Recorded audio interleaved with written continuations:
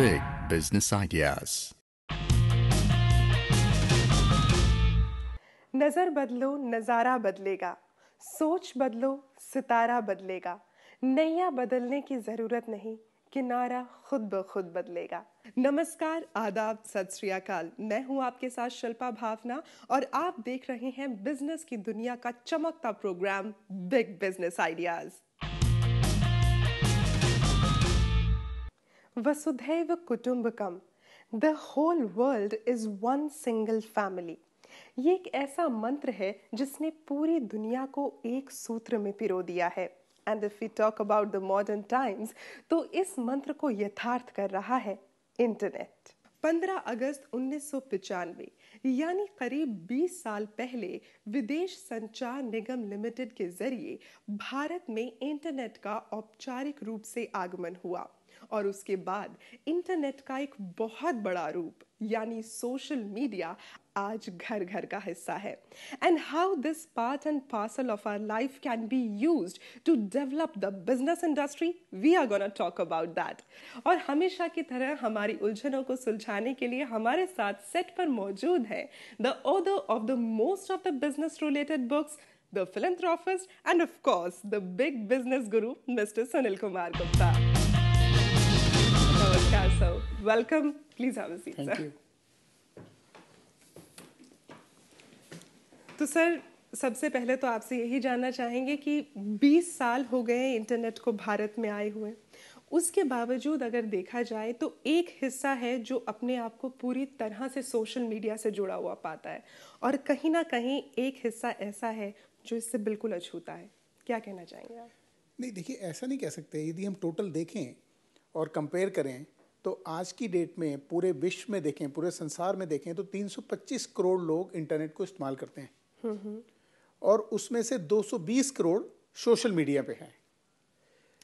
अगर ये हिंदुस्तान का आंकड़ा देखना चाहें हम तो 24 करोड़ लोग इंटरनेट यूज़ करते हैं और उसमें 14 करोड़ लोग सोशल मीडिया पे हैं।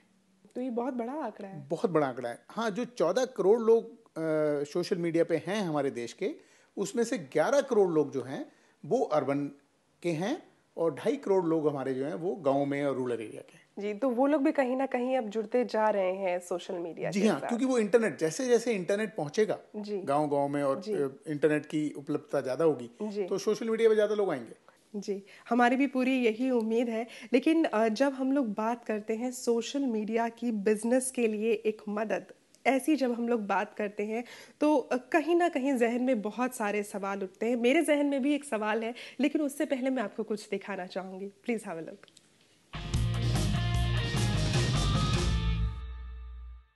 सबको लगता है कि एमएसएमई यूनिट मतलब बहुत बड़ा चैलेंज, मतलब पैसा कौन देगा, कहाँ से इन्वेस्टमेंट आएगी, कौन बिजनेस प्लान बनाएगा। हम लोगों ने ये सोचा था कि इनिशियल लेवल पे जो हम लोग स्टार्टिंग बिजनेस की करने जा रहे हैं उसमें किसी तरह की लोनिंग ना करें, जिससे ये है कि थोड़ा सा इनिशियल लेवल पे बिजनेस में प्लस माइनस अगर आते हैं तो वो रेट ऑफ इंटरेस्ट चढ़ने से वो बर्डन हम लोगों पे ना पड़े। मेरे पास थे ही 2,40,000 रुपये और मैं यह फैक्ट्री बना रहा था तो लोग मुझसे कहते थे अगर साहब आप कामयाब नहीं हो पाएंगे। मैंने बोला कामयाब होने के लिए मेरे पास खोने के लिए भी कुछ भी नहीं है। कि जो है मैंने सारा अपना गोल्ड जो भी था, मेरा मानना ये था कि गोल्ड तो बाद में बन जाएगा अगर बिजनेस हमारा अच्छे से रन करेगा और सेविंग्स भी।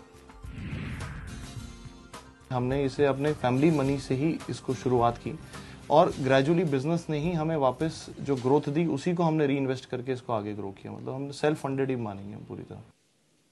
तो सर, इसको अगर देखा जाए तो ज़्यादातर लोग जब बिजनेस शुरू करते हैं, हर किसी के पास एक बहुत बड़ी पूंजी नहीं होती। माइक्रो लेवल पे बिजनेस को शुरू कर रहे हैं, एमएसएमई में जस्ट उन्होंने एंटर किया है, गोल्ड बेच के या अपनी पर्सनल सेविंग से काम शुरू कर रहे हैं, वो अपने बिजनेस की प्रमोशन पे कैसे खर्च कर सकते हैं सर? आप बिल्कुल ठीक कह रही हैं। एमएसएमई सेक्टर के जितने भी लोग हैं जो आपने लोग दिखाए हैं और बहुत सारे लोग, करोड़ों लोग जो एमएसएमई सेक्टर में हैं, यदि वो सोशल मीडिया का प्रयोग करेंगे तो वो अपने प्रोडक्ट को 10 गुना ज़्यादा और भी ज़्यादा 20 गुना ज़्यादा सेल कर सकते हैं या अपनी सर्विसेज को ज़्यादा सेल कर सकते हैं। क्योंकि सोशल मीडिया में ऐसा माध्यम है जिसके द्वारा एमएसएमई अपने कंज्यूमर से, अपने स्पेसिफिक कंज्यूमर से, क्योंकि वो इंटरेस्ट बेस है, आप जो चीज़ बनाते हो आप वो चीज़ बता सकते हो, और आप बोलोगे कि जिस जिसका इसमें इंटरेस्ट है वो देखेगा, उसे सिर्फ स्पेसिफिक होगी। तो जो स्पेसिफिक लोग अपनी ऐड करना चाहते हैं, अपने बारे में बताना चाहते हैं, तो उन लोगों तक उनकी रीच हो सकती है सोशल मीडिया से। मान लीजिए आपने बताया कि जी मैं ये प्रोडक्ट बनाता हूँ और ये सब मैं करता हूँ, उसके बाद उसको कैसे इस्तेमाल करते हैं आपने ट्वीट कर दिया, क्या रिसर्च करते हैं आपने ट्वीट कर दिया। उससे क्या होगा कि आपका जो प्रोडक्ट है आपने बना तो लिया अपने पैसों से, जैसे सेविंग करके, गोल्ड बेच के, एक व्यवसाय आपने जोड़ लिया, बिजनेस आपने जोड़ लिया। अब आप चाहते हैं उसकी तरक्की हो। तरक्की करने के लिए सबसे अच्छा माध्यम है सोशल मीडिया, क्योंकि सोशल मीडिया से जैसे मैंने आपको बताया कि 14 करोड़ लोग जुड़े हैं और रोज जुड़ रहे हैं। अभी हम बात कर रहे हैं और कुछ लोग जुड़ गए होंगे, तो लगातार जुड़ रहे हैं। तो उन लोगों में से आप अपनी रीच आपकी सीधा पहुंच सकती है, अपनी प्रोडक्ट को, अपनी सर्विस को सीधा पहुंचा सकते हो। तो उसके लिए कोई पैसा ही नहीं है या बहुत कम पैसा है। तो मेरे को लगता है जो एमएसएमई सेक्टर है उसके लिए तो ये बहुत ही फायदे का सौदा है। तो जो ये छोटा बिजनेसमैन है, जो एमएसएमई सेक्टर है, मैं चाहता हूं कि मेक इन इंडिया सक्सेसफुल कब होगा, जब ये छोटा जो उद्योग है ये सब लोग सोशल मीडिया का सहारा लेके अपने प्रोडक्ट को लोगों तक पहुंचाएंगे, ज्यादा सेल करेंगे और जीडीपी में कंट्रीब्यूट करेंगे, कुछ ना कुछ लोगों को एम्प्लॉयमेंट ज्यादा देंगे। तो मेक इन इंडिया भी तभी सक्सेसफुल होगा जबकि ये सब लोग सोशल मीडिया का भी प्रयोग करेंगे। बिल्कुल। तो यहाँ पर आपने मेक इन इंडिया की बात की है, तो हम लोग अपने आज के मेहमान को यहाँ पर बुला लेते हैं और आप दर्शकों को बताना चाहूंगी कि आज जो शख्सियत हमारे साथ यहाँ मेहमान के रूप में मौजूद हैं, वो शख्सियत हैं जिन्होंने हमेशा से ही भारत के गौरव को सर्वप्रथम का ताज पहनाया है। भारत में पहली बार क्रिकेट वर्ल्ड कप लाने वाले आप, दुनिया भर के लगभग सभी स्टेडियम्स में एक भारतीय द्वारा स्टेडियम लाइट्स लगवाने वाले आप, और अब पहली बार एक सोशल मीडिया को भारत से शुरू करने वाले आप। मैं बात कर रही हूं भारत की शान श्री कपिल देव की। Welcome sir. नमस्कार। Please have a seat sir. तो सर सबसे पहले तो एक ही सवाल मेरे जहन में आता है, क्या स्कूल टाइम से ही आपने ये सोचा था कि हमेशा हर चीज में अव्वल रहना है, या वर्ल्ड कप के बाद आपने कुछ ये प्रथा चलाने की कोशिश की? ऐसा कुछ नहीं था। जब आप छोटे होते हैं आपको अनुमान भी नहीं होता आप किस तरफ जा रहे हैं।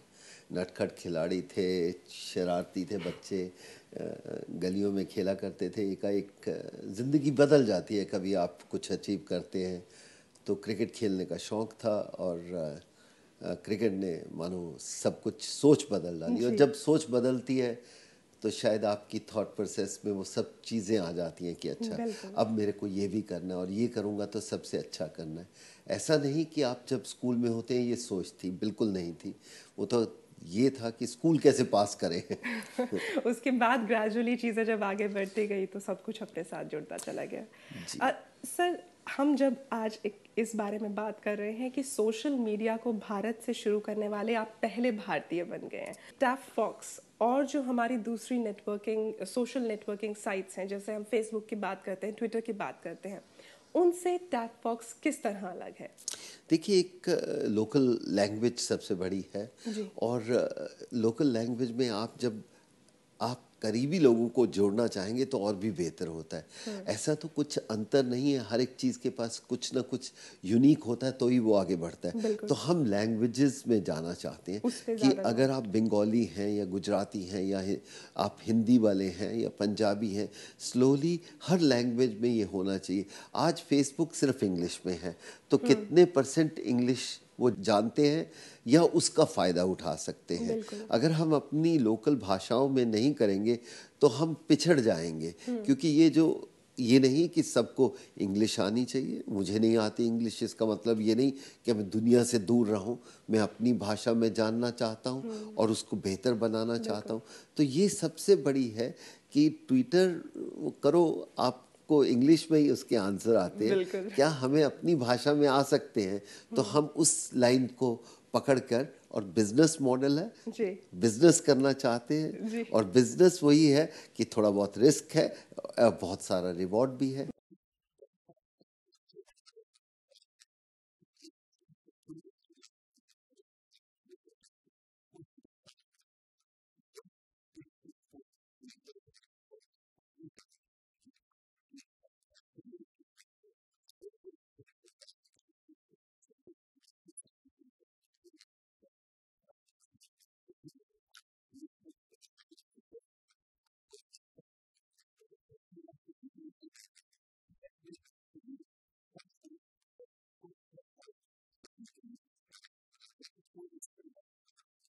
जी, और हमारी पूरी शुभकामनाएं हैं आपके साथ कि आपका ये टॉप फॉक्स दिन दुगनी रात चौगनी तरक्की करे and we'll be also downloading the app on our telephones. Sir, जब हम लोग एमएसएमई सेक्टर की बात करते हैं तो आपको लगता है कि एमएसएमई सेक्टर अगर सोशल मीडिया पे अपने आप को प्रमोट करे तो ऐसे में क्या लैंग्वेज उनके लिए एक बैरियर हो सकता है? जी हाँ, बिल्कुल। क्योंकि यदि आप हमारे देश के परिप्रेक्ष्य में देखें, या हमारे देश का डाटा देखें, तो लगभग 76% लोग लिटरेट हैं, लेकिन उसमें से कुल 10% लोग ऐसे हैं जो इंग्लिश में लिख और पढ़ सकते हैं। इसका मतलब 66% लोग जो लिटरेट हैं वो अपनी भाषा में लिख पढ़ सकते हैं। तो यदि सोशल मीडिया का और सोशल मीडिया के जितने भी प्लेटफॉर्म हैं उनको भी सब लैंग्वेज में आना पड़ेगा। अगर वो इंडिया की सब लैंग्वेज में आ जाएंगे, बंगाली में आ जाएंगे, गुजराती, मराठी में आना शुरू हो जाएंगे, तो वो देखेंगे कि इंटरनेट पे बूस्ट हो गया एकदम से। इंटरनेट के यूजर, सोशल मीडिया के यूजर हिंदुस्तान के बहुत बढ़ जाएंगे। जैसे टैप फॉक्स कोशिश कर रहा है बिल्कुल कि सब लैंग्वेज में आएंगे, 2-2, 3-3 लैंग्वेज, जैसा कपिल जी ने बताया, शुरू करेंगे। फिलहाल हम एक ब्रेक ले रहे हैं, देखते रहिए हमारे साथ big business ideas.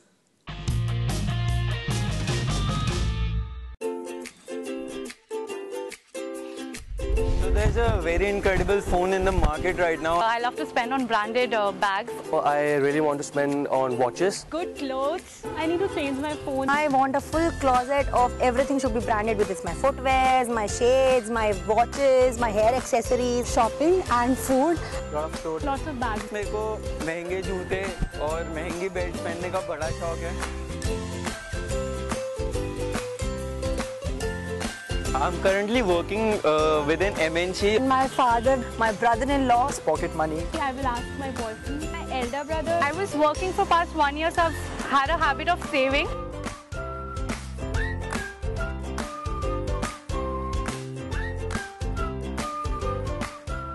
It is coming.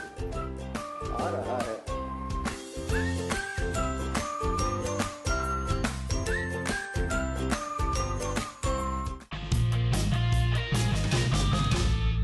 Break के बाद एक बार फिर से स्वागत है आपका। आप देख रहे हैं बिग बिजनेस आइडियाज और हमारे साथ हैं हमारे business guru Shri Sunil Kumar Gupta end of course हमारी भारत की शान श्री कपिल देव।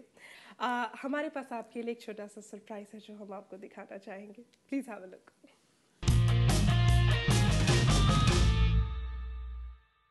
एक कनाडा में एक जेंटलमैन के साथ मेरी बात हुई तो उन्होंने बोला मैं सोशल मीडिया यूज़ करना 2 साल पहले बंद कर दिया।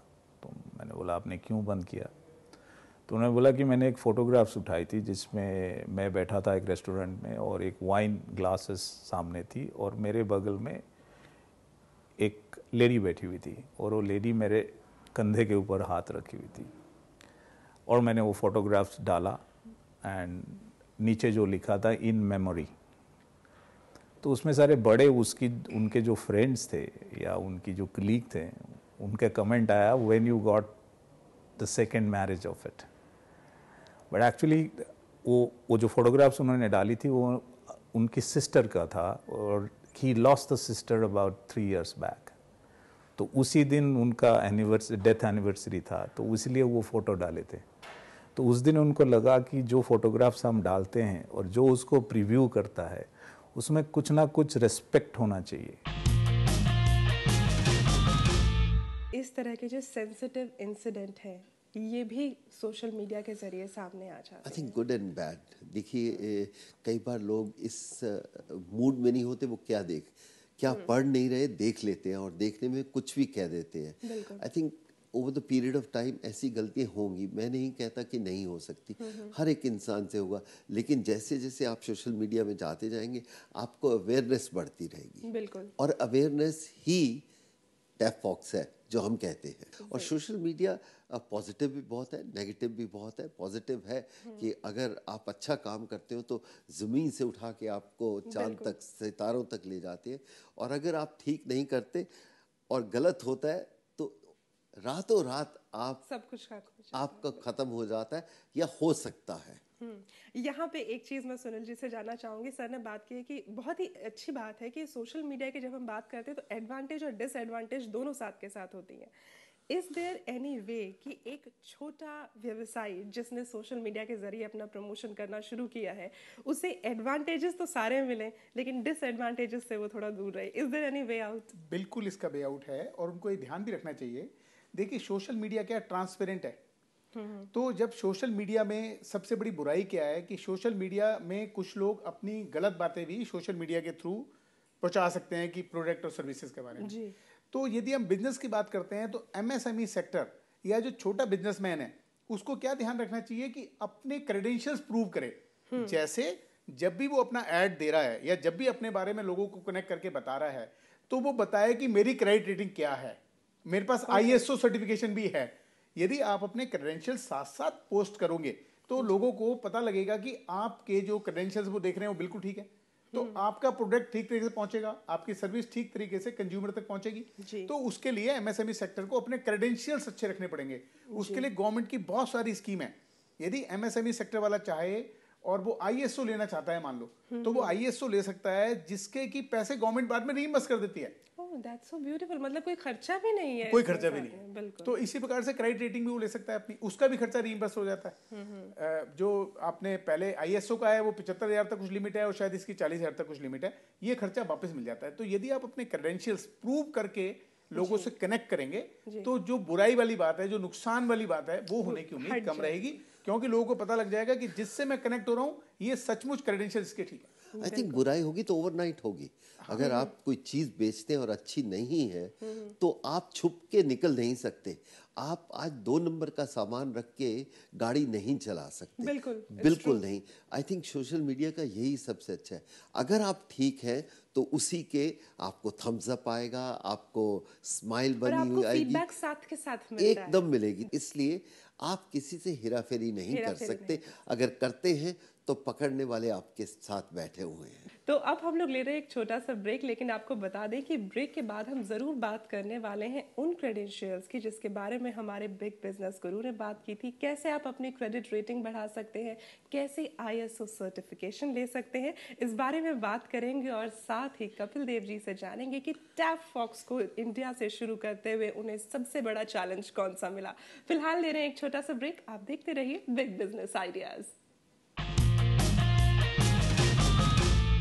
India is one of the prime destinations for foreign investment.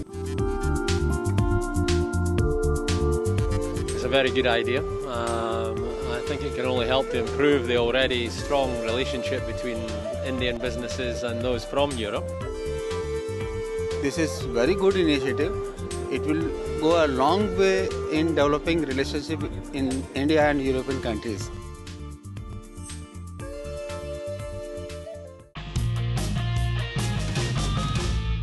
Break के बाद एक बार फिर से स्वागत है आपका। आप देख रहे हैं बिग बिजनेस आइडियाज और हमारे साथ स्टूडियो में मौजूद है the cricketer cum businessman Shri Kapil Dev और साथ ही हमारे big business guru Shri Sunil Kumar Gupta. Sir, break पे जाने से पहले हम बात कर रहे थे, आपने टैप फॉक्स की शुरुआत जो भारत से की है। किसी भी चीज का जब पहला कदम उठाया जाता है तो वो मुश्किल जरूर होता है, तो आपको सबसे बड़ा चैलेंज कौन सा मिला? बहुत आसान होता है, शुरू करना कोई मुश्किल नहीं है। ओके वो तो फिर जब मुश्किलात आती हैं तब आपको एहसास होता है कि हाँ आपने भागना शुरू किया, कोई मुश्किल नहीं। जब आप 5-7 किलोमीटर भागते हैं तो फिर पाँव दर्द होते हैं, बाकी चीज़ें होती हैं, फिर आपको डॉक्टर की हेल्प करती है। शुरू किया, इसमें कोई तकलीफ नहीं है। हाँ, तकलीफ तो सबसे ज़्यादा होता है कि कितना पैसा हम डालेंगे, कितना खर्चा आएगा, कहाँ से आएगा।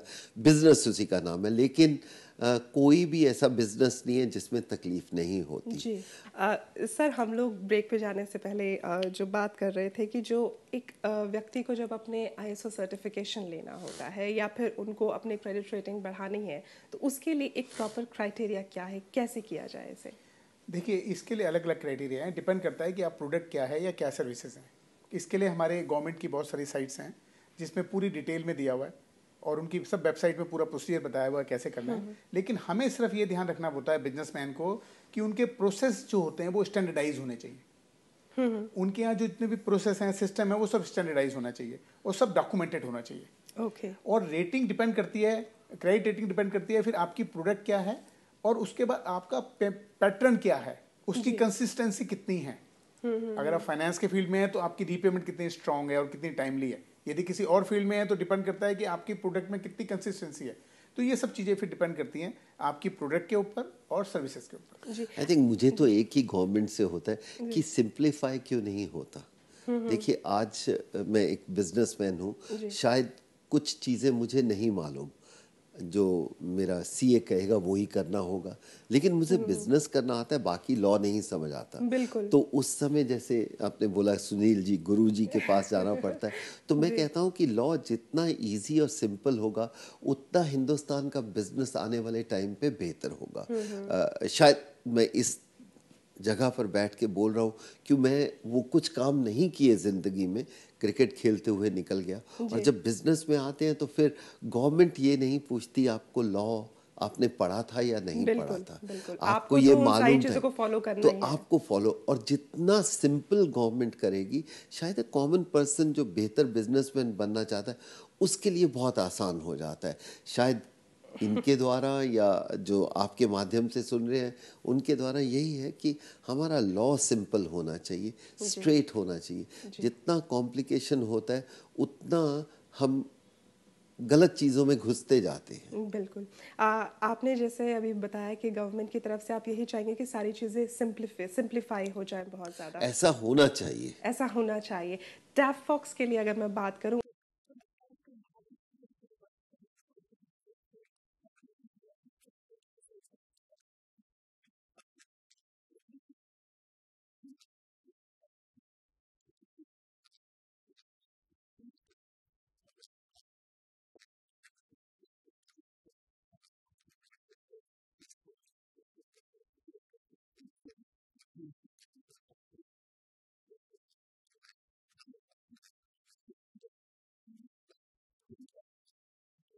हम ये चाहते हैं कि जितने भी एडवांटेज मिल सकते हैं जो हम बाहर की कंपनियों को जाके आने पे देते हैं, क्यों नहीं टैफ फॉक्स को हिंदुस्तान में मिले। तो मैं ये चाहता हूँ कि जो हिंदुस्तानी नया काम करना चाह रहा है या शुरू कर रहा है तो गवर्नमेंट तरफ से उसको एडवांटेज मिलने चाहिए। ये क्वेश्चनर का इतना बड़ा पेपर नहीं आना चाहिए कि आदमी क्वालिटी टाइम आंसर करता ही रह जाए। काम शुरू करने से पहले सवाल बहुत हैं जिनके जवाब हमें नहीं पता होते। नहीं पता होते। 99% बिजनेसमैन को ज़्यादा जवाब नहीं पता होता है। वो फिर ऐसे सुनील जी के पास या अकाउंटेंट से पूछते हैं या लॉ के पास जाते हैं, और लॉ सिंप्लीफाई होगा तो आप बिजनेस बेहतर कर सकते हैं, हिंदुस्तान को एक डिफरेंट मुकाम पर लेके जा सकते हैं। बिल्कुल। सर, आपसे जानना चाहेंगे, जैसा कि कपिल जी कह रहे हैं कि सिंप्लीफिकेशन और होना चाहिए और गवर्नमेंट से पूरी मदद मिलनी चाहिए, बहुत सारे पुलिंदे ना मिलके सिर्फ कोई भी एक आसान स्टैंडर्डाइज चीज़ हो जिसको फॉलो करके वी कैन ईजिली हम लोग गवर्नमेंट की जो रिक्वायरमेंट्स है उसे भी पूरा करें और अपने बिजनेस को भी ईजिली आगे बढ़ा पाएँ। Is it feasible in today's government? बिल्कुल फिजिबल है, गवर्नमेंट ये कर ही रही है। आपकी जानकारी के लिए मैं बता दूं कि सरकार का पूरा फोकस इस बात के ऊपर है। हमारे देश के लगभग 1400-1500 कानून सरकार ने आइडेंटिफाई किए हैं जिनको खत्म किया जा रहा है, क्योंकि वो कहीं ना कहीं बिजनेस में रुकावट बने हुए थे और आज के लिए वो पुराने बने हुए थे, आज के संदर्भ में उनकी कोई कीमत नहीं थी। और साथ में जैसे लेबर लॉ हैं उनको रिफॉर्म किया जा रहा है, वो सारे के सारे कानून खत्म करके यूनिफाइड कोड बनाया जा रहा है जो कि 3 या 4 होंगे, जिसमें कि पूरा लॉ सिमट जाएगा और जो बहुत सिंप्लीफाई होगा। और देश के सारे कानून जितने भी हैं व्यवसाय करने के लिए उन सबको इजी करा जा रहा है, क्योंकि मोदी जी चाहते हैं कि हमारी country ease of doing business में अगले 3 साल में पहले 50 में आ जाए। जी, और इसी तरह से आई थिंक सिंप्लीफिकेशन होता रहा तो बहुत जल्दी हम उस विजन को पूरा करेंगे। जरूर करेंगे। और सर, अब हम लोग आ गए हैं उस सेगमेंट में जहां पर हमेशा हमारे दर्शकों को गुरु मंत्र का इंतजार होता है। कपिल जी, आपको मैं बता दूं कि हमारे हर एपिसोड में हमारे बिजनेस गुरु की तरफ से गुरु मंत्र जाता है दर्शकों के लिए, जो कि हमेशा उन्हें बिजनेस और अच्छे तरीके से करने के लिए प्रेरित करता है। तो आज के लिए क्या गुरु मंत्र है आपके पास? आज के लिए गुरु मंत्र है, no one can defeat a powerful mind. बिल्कुल, मतलब इसको कोई डिफीट नहीं कर सकता। और वाकई ये बिल्कुल सच बात है, क्योंकि हम लोगों को इस बात को समझना बहुत ज़रूरी है कि इंसान ने मशीनों को बनाया है, मशीनों ने इंसान को नहीं बनाया। इसीलिए अपनी बुद्धि पर, अपने दिमाग पर हमारा भरोसा हमेशा कायम रहना चाहिए। And now we have reached to that segment of our programme जहाँ पे जिसको मैं कहती हूँ it's a Shilpa Bhavna special. So it's a rapid fire kind of round, but it is not related with the cricket, it is not related with the golf, it is related with the business. तो मैं तो जीत ही नहीं सकता। आप क्या बात That's what we'll see. एक तरफ तो आप गुरु जी को बिठाया हुआ है, एक हमारे जैसे आम आदमी को बिठाया। तो That is why what we are doing, हम गुरु जी को बिल्कुल separate रख रहे हैं। This rapid fire is just for you. सिर्फ आप ही को जवाब देना। अगर कॉमन सेंस पे है तो मैं आपके साथ। You only have to answer yes or no. I'm asking you the question. Your first question, as per the notion of society, is social media a waste of time? No, it is good. क्या social media business में help कर सकता है? बहुत ज्यादा कर सकता है। और अगर हम बात करें सोशल मीडिया जो छोटे छोटे बिजनेसेस हैं, लाइक आप एक बहुत बड़ा ब्रांड है, Kapil Dev is itself a big brand, आप जब किसी चीज़ के साथ जुड़ते हैं तो उस चीज़ को प्रमोट करना बहुत आसान होता है। लेकिन अगर हम स्मॉल बिजनेसेस की बात करें, क्या वो भी सोशल मीडिया के जरिए आगे बढ़ सकते हैं? येस और नो? बढ़ सकते हैं। उसका आंसर दे रहा हूँ क्योंकि यस नो में कभी कभी बड़ी तकलीफ होती है कि देखिए हाँ, नहीं अगर नहीं हो तो मज़ा नहीं आता। तो एक बड़ी अच्छी कहानी किसी ने बताई थी कि आप हाँ या ना में जवाब दो। हाँ ना में कैसे जवाब दूँ? तो उसने बोला कि एंकर से पूछा कि मैं आपसे एक हाँ या ना में जवाब पूछ सकता हूँ? कहते हाँ जी पूछिए। आपने चोरी करनी छोड़ दी है? हाँ या ना? And there is no answer. उसका आप कैसे आंसर दे सकते हो? अगर आप कहते हो नहीं तो अच्छा आज भी करते हो, हाँ छोड़ दिया तो आप पहले चोरी करते थे। तो इसलिए जब ऐसे प्रश्न आते हैं तो मुझे हाँ ना में जवाब देते बहुत तकलीफ होती है। जो आपने कहा मैं ये कहता हूँ कि छोटे से छोटा आदमी भी, हर एक बड़ा आदमी एक वक्त पर छोटा आदमी था जी। लेकिन अगर आप में जोश जुनून है तो आप इसके माध्यम से बड़े आदमी बन सकते हो। मैं भी एक दिन गली का क्रिकेटर था, लेकिन मेहनत करने पर आप कहीं भी पहुंच सकते हैं। तो मैं कहता हूँ ये बहुत ही बढ़िया है, अच्छा है।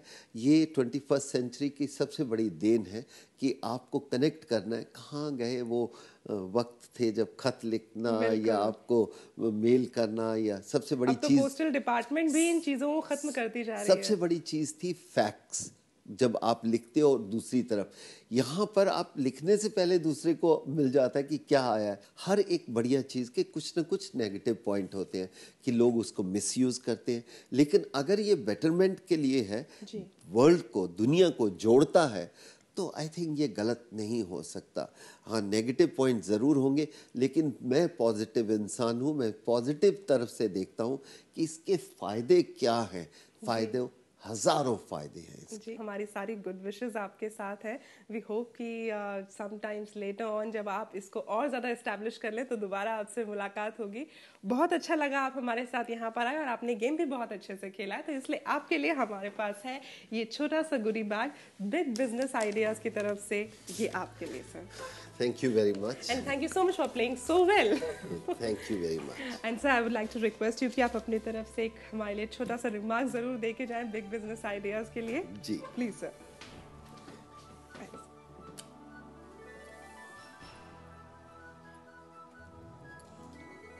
Thank you so much sir. Thank you yes, very sir. much. And now as we were talking about the social media, तो हम लोग एक फोटोग्राफ जरूर क्लिक करेंगे सो दैट कि हम उसे अपने भी टैप बॉक्स के ऊपर जरूर क्लिक करें so that people can comment on it. Please sir.